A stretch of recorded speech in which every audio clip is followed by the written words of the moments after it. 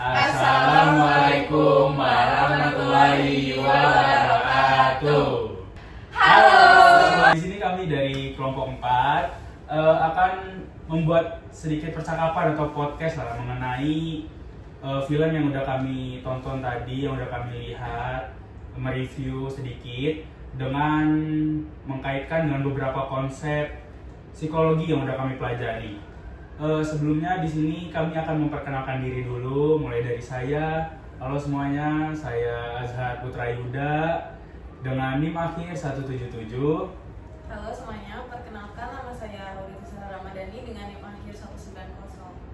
Halo semuanya, perkenalkan nama aku Nafiti Nugraha dengan NIM akhir 202. Halo semuanya, kenalin aku Fika Ramadhani dengan NIM terakhir 198. Halo semuanya, perkenalkan nama aku Karina Sinaya dengan NIM akhir 204. Halo semuanya, perkenalkan nama saya Fiana Bintang Putra Brilian dengan NIM akhir 205. Oke, baik. Tadi kami semua udah menonton film yang berjudul Sabtu Bersama Bapak. Mungkin ada beberapa konsep psikologi yang udah kita pelajari sebelumnya. Mungkin saya akan menanyakan kepada Ano. Coba bisa jelaskan nggak sih, No? Ada konsep psikologi apa aja di dalam film Sabtu Bersama Bapak ini? Menurut pandangan saya, Ya. yang pertama itu ada konsep psikologi menurut Sigmund Freud. Dapat diterapkan dalam kehidupan sehari-hari ya guys. Yang pertama itu dia di film ini ya, kan ada bersama bapak kan, menceritakan bersama bapak. Pak Gunawan namanya. Bagian dalam dirinya yang bekerja sama untuk membuat dia jadi ayah yang baik. Yang pertama itu ada ego. Dia ingin menjadi ayah yang baik dan membuat anak-anaknya bahagia. Dia ingin memberikan yang terbaik untuk mereka dan melihat mereka tersenyum. Kemudian ada it. Dia ingin anak-anaknya selalu mengingatnya dan merasa dicintai. Dia ingin meninggalkan kenangan yang baik dan membuat mereka merasa bahwa selalu ada di hati mereka. Yang terakhir ke superego. Dia ingin anak-anaknya jadi orang yang sukses dan berguna. Dia ingin mereka memiliki nilai-nilai yang baik dan menjadi orang yang baik di masyarakat. Dengan ketiga bagian ini nih, ayah Pak Gunawan ini Sebagai ayah.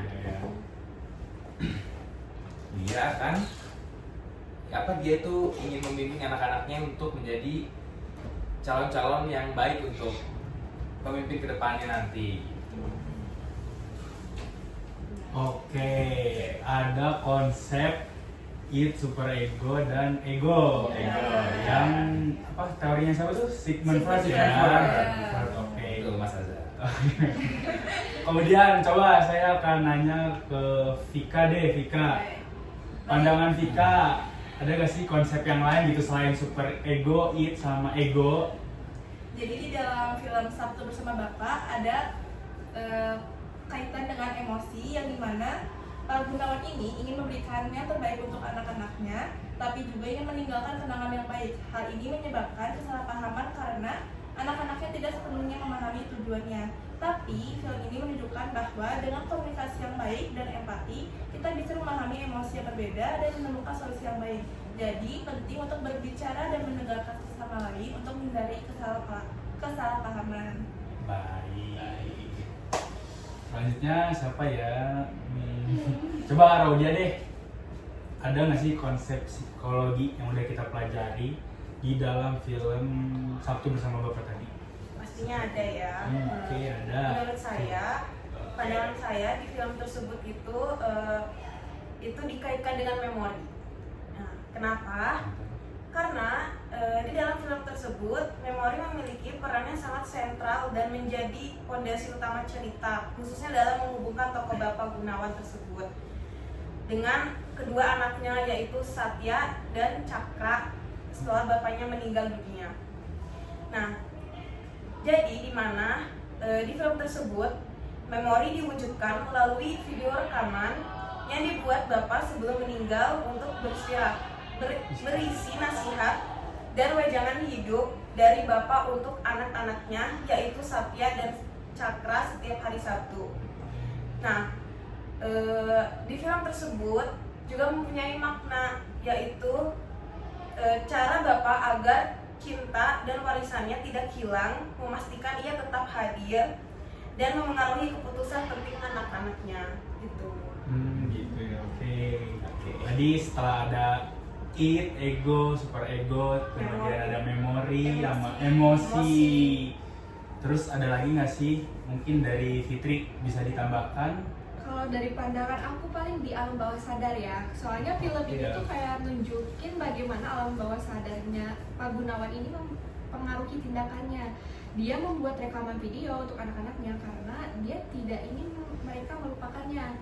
Tapi di sisi lain, alam bawah sadarnya juga membuatnya merasa takut akan kematian dan meninggalkan anak-anaknya. Begitu. Jadi dalam film Sabtu Bersama Bapak ini banyak sekali konsep-konsep psikologi yang udah kita pelajari selama ini ya.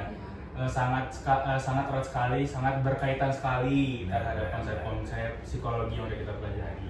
Mulai dari super ego, terus ego, kemudian emosi, terus apa lagi? Memori sama alam bawah sadar. Mungkin ada beberapa konsep lagi, tapi itulah yang kami ketahui atau kami pahami lah dari film tersebut. Mungkin yang terakhir dari Karin, kesimpulannya apa nih Karin? Sama kesan-pesannya. Sama pesan dan pesannya. Nah, menurut aku nih ya, kesimpulan dan kesan-pesan mengenai film Sabtu Bersama Bapak tuh tentang pentingnya keluarga, cinta, dan kenangan. Nah, film ini tuh menunjukin bahwa keluarga adalah hal yang paling berharga dalam hidup kita, dan kita harus menghargai waktu yang kita miliki dengan mereka. Film ini juga nunjukin bahwa cinta dan kenangan dapat bertahan bahkan setelah seseorang meninggal. Nah, Gunawan dan sang bapak meninggalkan kenangan yang baik untuk anak-anaknya, dan mereka dapat mengenangnya melalui rekaman video dan kenang-kenangan lainnya. Lalu pesan lain yang dapat diambil dari film ini adalah pentingnya komunikasi dan efektif dan empati dalam keluarga. Dengan komunikasi yang efektif, kita dapat memahami emosi dan kebutuhan orang lain dan menemukan solusi yang baik untuk masalah yang kita hadapi. Nah, overall dari film Sabtu Bersama Bapak tuh sangat nyentuh hati ya gitu.